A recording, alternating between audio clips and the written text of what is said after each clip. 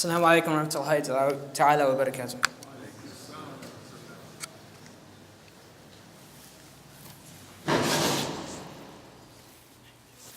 Allahu Akbar, Allahu Akbar.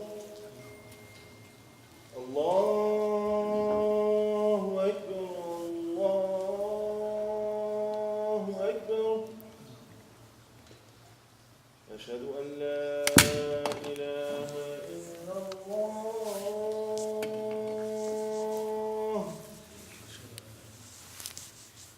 Ashhadu an la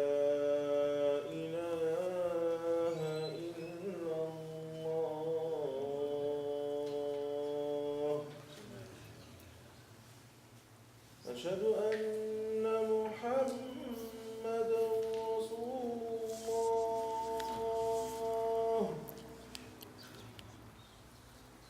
أشهد أن محمدا رسول الله.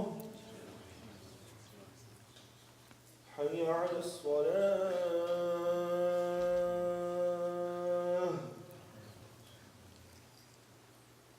حي على الصلاة.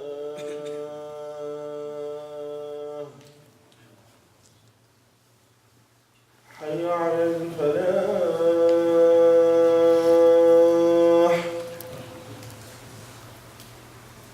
حي على الفلاح.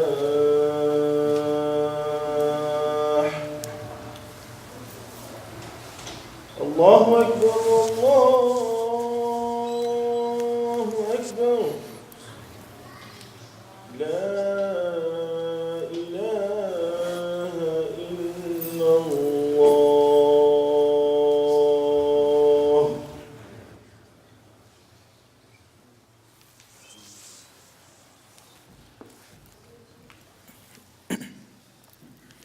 Inna alhamdulillah, verily all praise is due to Allah subhanahu wa ta'ala. Nahmaduhu, so we praise Him. Wa nasta'inuhu, so we seek help from Him. Wa nastaghfir, so we seek His forgiveness.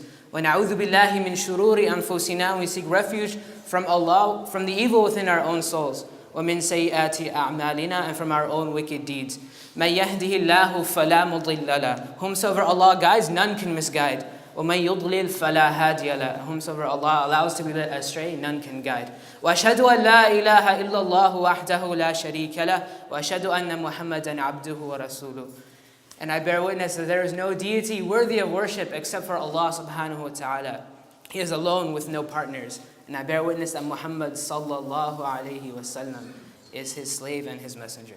Allah subhanahu wa ta'ala we begin this khutbah with the words of Allah subhanahu wa ta'ala. He reminds us in the Quran, after we seek refuge from shaitan, A'udhu billahi minash shaitanir rajeem, Bismillahir Rahmanir Rahim, Ya ayyuhalladhina amanu, ittaqullaha haqqa tuqatih, wa la tamutunna illa wa antum muslimun. O you who believe, have taqwa, have fear of Allah as you should, as is His right. Do not die except that you die in a state of Islam. Inshallah, today I want to begin with a narration, a hadith of the Prophet ﷺ. I believe it was in Sahih Muslim. Sorry, I don't have my phone. I don't want to look at it either. But the exact book is there, but it's Sahih. It's a narration I think many of us have heard before. It's one example of how the Prophet ﷺ would teach the Sahaba. The Prophet ﷺ, we have to remember that when we look at the Sahaba, they were the first generation to receive Islam. We sometimes think of them as this idea of the perfect Muslim. They were the ones that received it from Rasulullah ﷺ. They were the perfect ones. But we have to understand that they were students as well. And the Prophet ﷺ at the end of the day was a teacher. So when he sat with the Sahaba, there was a special way that he would teach them. So this is one of those examples. He was sitting with them in a circle. And rather than like a lecture, like a khutbah like I'm giving now, or I'm just telling you things, he had conversations with them.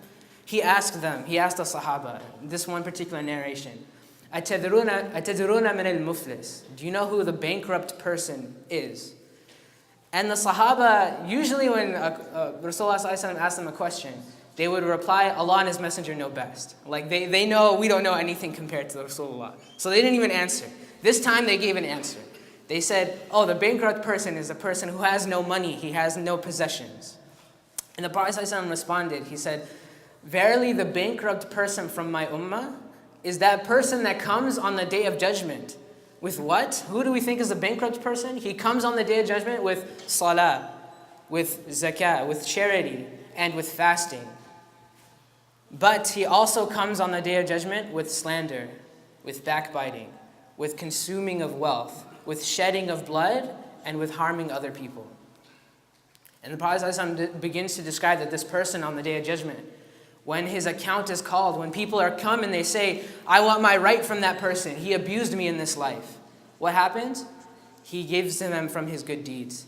And that fasting and that prayer and that charity that he had, it goes to them. Until he may run out of good deeds entirely from giving them to everyone.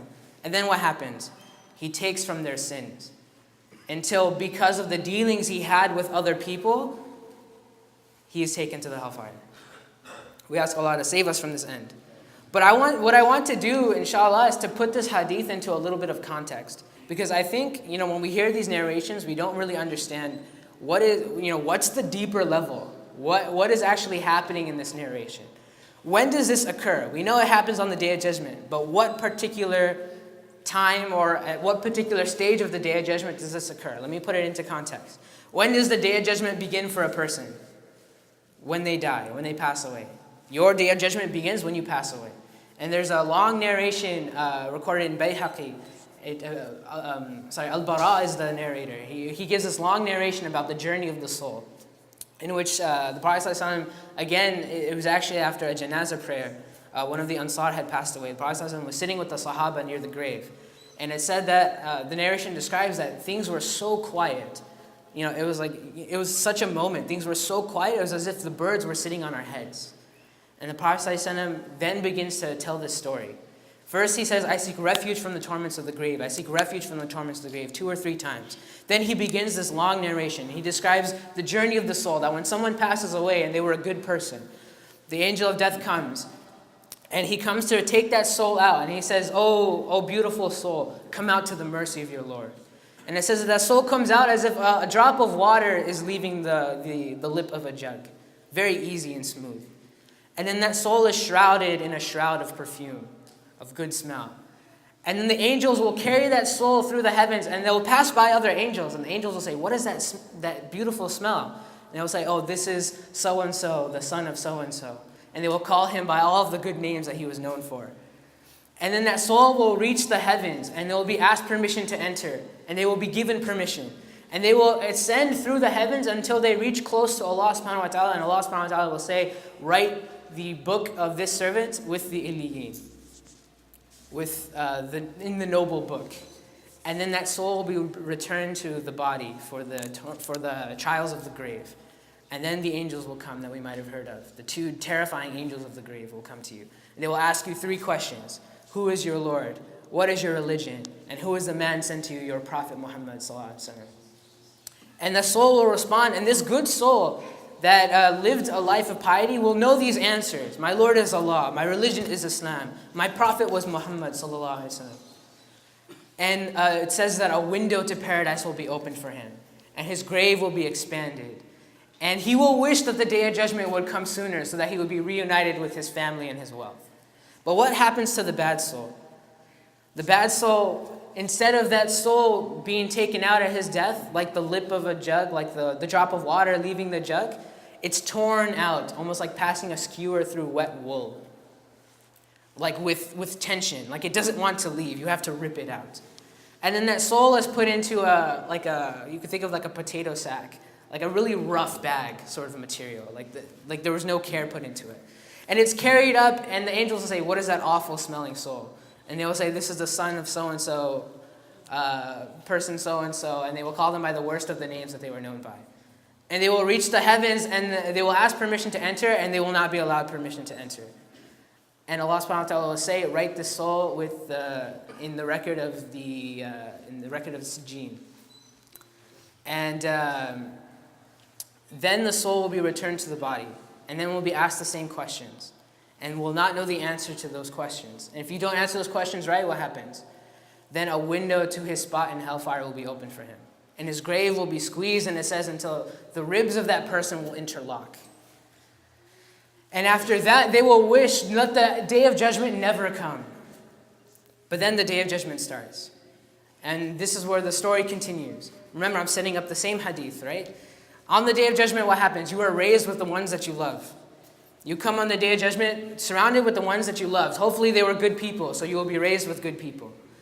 But whoever it is you're raised with, you will see terrifying things on that day. We learn from Juz Amma that on that day, the oceans will boil over, and the stars will fall out of the sky, and the sky itself will be ripped. And on that terrifying day, you are given your book of deeds. And you know I'm going to have to answer for what's written here. Some will be given in the right hand, and it will make them very happy to see that. And they will look through and they will see all the good things that they've done. And they will have years and years to remember every intention that they had looking inside that book. But what happens with the soul that receives it in their left hand or behind their back? They will look in that book and they'll have years and years, decades, centuries to look through and remember every intention they had behind every evil thing written in that book. And then they will have to stand in front of Allah subhanahu wa ta'ala, that terrifying standing. And for this soul that we were talking about at the beginning, we have to imagine that we haven't got to this point where you deal with other people yet, where that people take the right from you. You will stand in front of Allah subhanahu wa ta'ala, and if you can make it out of that standing, what happens next? We heard of this bridge called the Sirat, thinner than a hair, sharper than a sword. Some people will cross like lightning. Some people will have a light, and that light will allow them to find their way on the Day of Judgment. Some people will be left in darkness. And this person will make it through the Sirat, and they'll make it through the standing in front of Allah, and the terrifying day, and the seeing of their book, and the travel of the soul from the body when they're dead, until finally they reach the gates of paradise. Can you imagine? You went through all of that, 50,000 years perhaps on the Day of Judgment, and you get to the gates of Jannah. And that is where this hadith takes place. That reckoning, that reconciling between debts you have with other people, that happens at the gates of paradise before you enter. So if you wronged someone and you didn't make it up to them, if you took someone's right, when do they take it back? Before they enter paradise. Right there. Maybe you can see Jannah. And if you wronged people, what happens? They take from those they take from those good deeds that you had. Those fasting, those charities, the salah that you prayed. It might leave you that day. They were most valuable possession. And those people, if you run out of things, you will start to take from their sins until you have nothing left to stand with, and you might enter into hellfire. What I want to remind us of on this day is that we sometimes, in khutbahs and in lectures, we hear about what our relationship with Allah subhanahu wa ta'ala is supposed to be. And I think that that's very clear. We know what the 5 pillars are. We know, what our obligation to Allah is supposed to be. We know we're supposed to pray and give zakah and fast. And we know what we're supposed to do with Allah. But sometimes we lose track of what are our rights with other people. And that is a very important part of our religion. We have to respect one another and honor one another and treat others better than we want to be treated ourselves. That is ihsan. So what I want to remind us of today is that we as human beings, we are what we internalize. And we only give to other people that which we already have. You can only give to somebody else something that you already have. Because you can't give somebody something you don't have yourself. And so if the only thing that you internalize is anger, then you will be an angry person and you will deal with other people with anger. If you carry and hold grudges and look to the faults in other people, then that is what you will spread to other people, those same faults. If you internalize hatred towards others, you will spread hatred towards others. But if you internalize peace and goodness, then that's what you will spread to other people. When the Prophet ﷺ said in an authentic narration that you will not truly believe, you will not be true believers until you love one another. And that sounds like something very difficult for us. How do we love one another? Everyone? I have to love everyone to be a true believer? And what did the Prophet ﷺ say? Should I tell you something? That if you do this, you will love one another? What did he say? Spread the salam. Why? Because if you are spreading peace, you will internalize peace. If you know, like we hear that smiling is a sunnah. Because if you are happy, other people feel that happiness from you. Like imagine, someone walked in and they just had a baby girl, baby boy. And they walked into the masjid and they're showing you pictures. And you can see the happiness on their face. Like, oh, she was just born yesterday. Her name's Aisha. And you're my baby daughter. You can feel that happiness, right? That you can feed off of that from other people. You know when another person is truly happy on the inside. Because that's what you internalize and that's what you spread to other people. Same thing, if you're somebody who never smiles, if you're somebody who is always bitter, then that's the same thing you're spreading to other people. That's the only impression that the other people will have of you. When the Prophet ﷺ said, spread the salam, that will cause you to love one another, there's something deeper there. The Prophet ﷺ wouldn't have said it if it didn't mean something. In another narration, the Prophet ﷺ said, speak good or be silent. Maybe one that we've heard before. And when I heard that, I'm always thinking, okay, that means I need to stop talking. I need to talk less. But that's not what the hadith means. Speak good or remain silent means every time you speak, it should be something good. It should be something positive. And if you can't do that, then don't speak at all. That's what the hadith is supposed to mean. It doesn't mean we should be quiet. It means we should learn how to speak with other people in a good manner. And if we can't do that, then we shouldn't be speaking at all.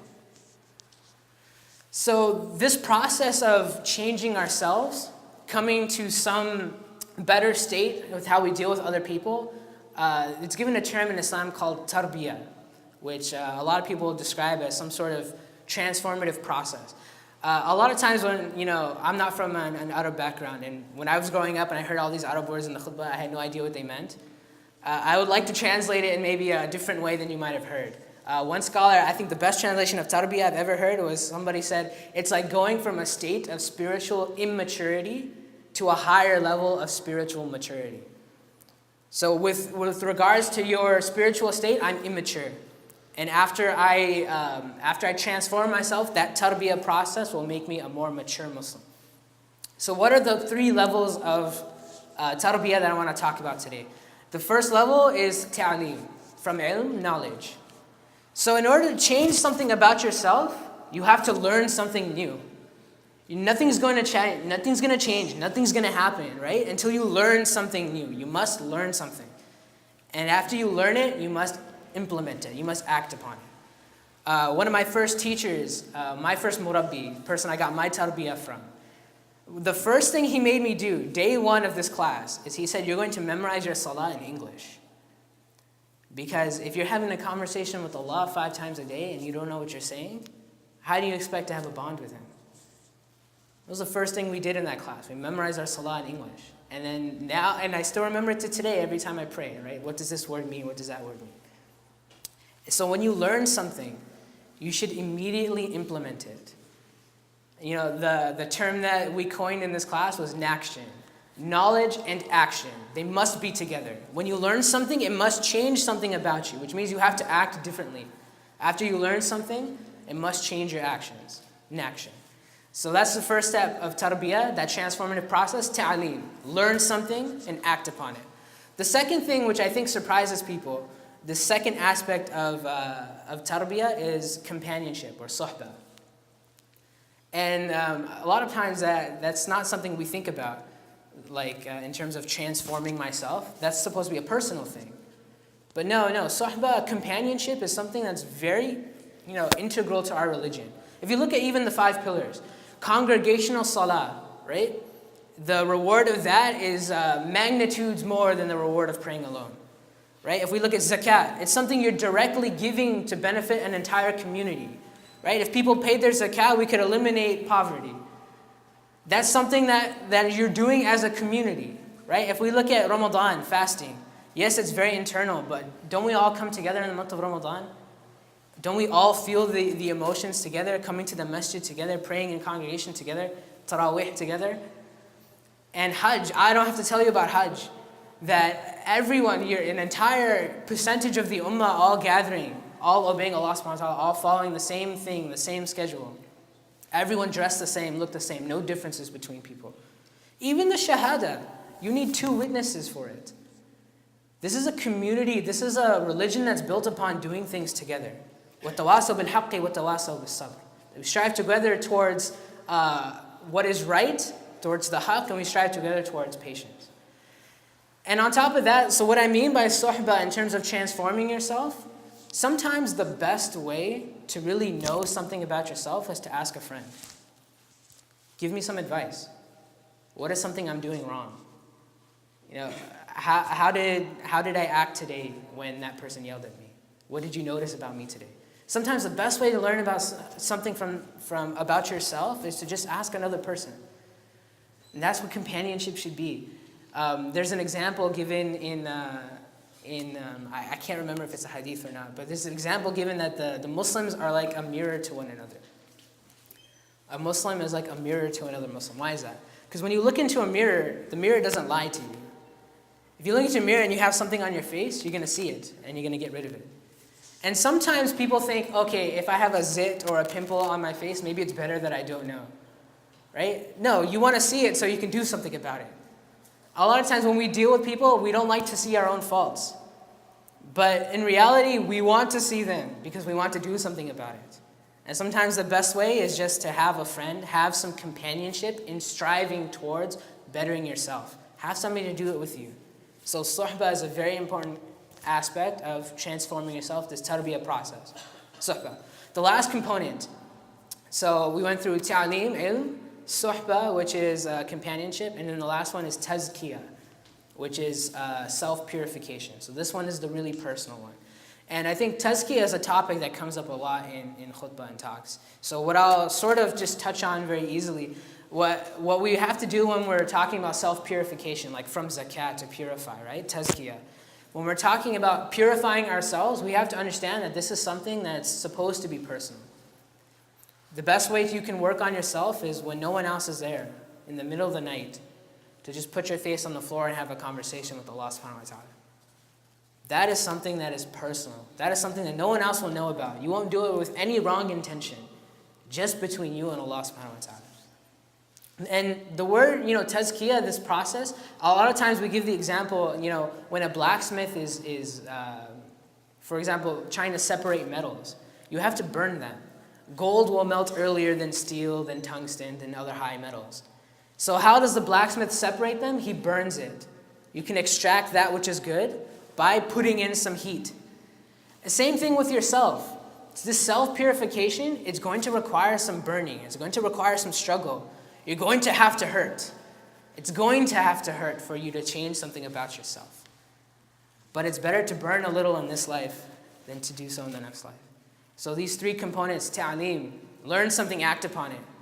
To have suhbah, to do it with other people, have some companionship, and the last thing, to purify yourself. Have some alone time with Allah subhanahu wa ta'ala, to just talk with Him. And to make sure that you go through those lanes and you make those sacrifices to have that relationship with Allah that maybe no one else even knows about. In the second khutbah, we'll go into some more details. أقول قولي هذا وأستغفر الله لي ولكم فاستغفروه إنه هو الغفور الرحيم.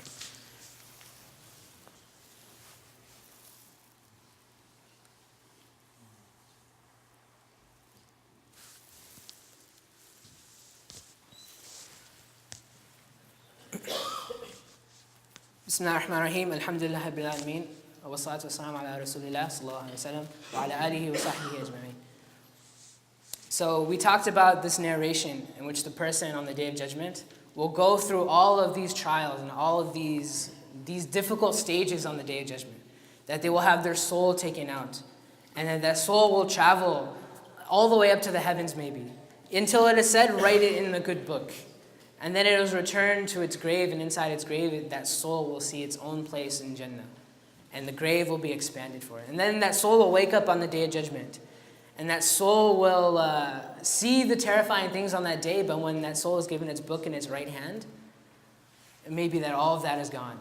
Now I see that, now I'm extremely happy, right? That I can show everyone my book, my deeds. This is what I've earned in my right hand. And then you will have to stand in front of Allah subhanahu wa ta'ala. And if you get through that, you may be questioned about it before the gates of Jannah. But the most terrifying thing on the Day of Judgment is that standing in front of Allah subhanahu wa ta'ala. That when we're given our book, we have to imagine how long is the Day of Judgment. You might have centuries to look through that book, to see every last thing that you did, every intention that you might have had, before every action that you see written in front of you. You're going to remember everything.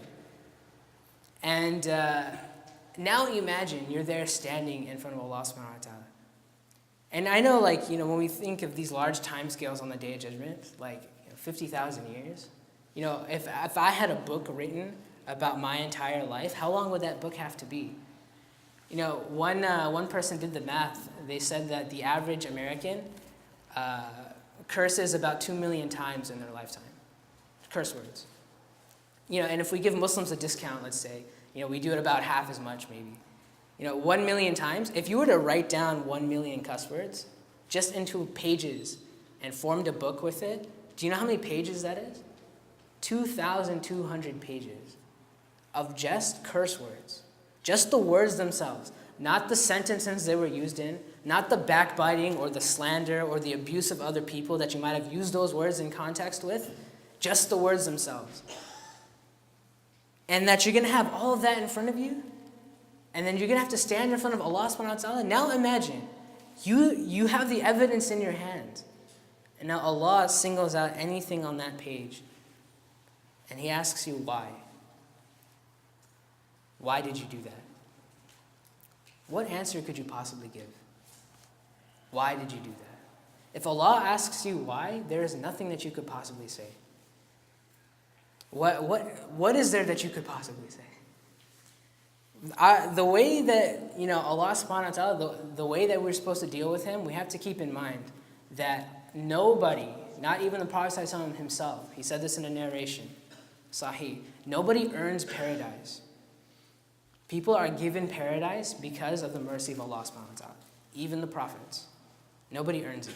If we were to get from Allah what we deserved, if we were to get from Allah His justice, we haven't earned any of the blessings that He gave us. The only thing we earn is His judgment on the Day of Judgment, whether it's whatever He wants, Jannah, Jahannam. We are given from Allah out of His mercy. So when we deal with other people, the wisdom behind it is that we deal with others with mercy, that we might expect mercy from Allah subhanahu wa ta'ala on the Day of Judgment. We hope that Allah subhanahu wa ta'ala will honor us on the Day of Judgment, so we will honor His slaves here in this life. If Allah subhanahu wa ta'ala gave somebody La ilaha illallah Muhammad Rasulullah, if He gave somebody the shahada that defines what a Muslim is, then He loves that person. If Allah gave somebody the shahada, He loves that person. How could you abuse them? How could you slander them? How could you take their rights away from them? The way we deal with other people is a reflection of how we want Allah subhanahu wa ta'ala to deal with us. We want to honor other people so that perhaps Allah honors us. We want to deal with other people with mercy so that perhaps Allah subhanahu wa ta'ala gives us from His mercy. And we hope that on the Day of Judgment, Allah subhanahu wa ta'ala will honor us by His mercy and not humiliate us by His wrath. We ask Allah subhanahu wa ta'ala to make us people that earn His favors in this life and that we can earn His paradise in the next life. We ask you, Ya Allah, that you forgive us of our sins, that you strengthen our hearts firm upon this deen, that you make us people who are loved by you and who love you and who can spread love in this life. We ask you, Ya Allah, that you reunite us with our friends and our families in paradise. Inna Allah wa malaikatahu yusalluna ala nabi ya ayyuhalladhina amanu sallu alayhi wa sallimu taslima. Allahumma salli ala Muhammad wa ala ali Muhammad kama sallaita ala Ibrahim wa ala ali Ibrahim innaka Hamidum Majid. Allahumma barakta ala Muhammad wa ala ali Muhammad kama barakta ala Ibrahim wa ala ali Ibrahim innaka Hamidum Majid. Rabbana atina fid dunya hasana wa fil akhirati hasana wa qina adhaban nar. Rabbana zalamna anfusana wa illam taghfir lana wa tarhamna lanakunanna minal khasirin. ربنا اغفر لنا ولإخواننا الذين سبقونا بالإيمان ولا تجعل في قلوبنا غلا للذين آمنوا ربنا إنك رؤوف رحيم سبحان ربك رب العزة عما يصفون وسلام على المرسلين والحمد لله رب العالمين وأقيموا الصلاة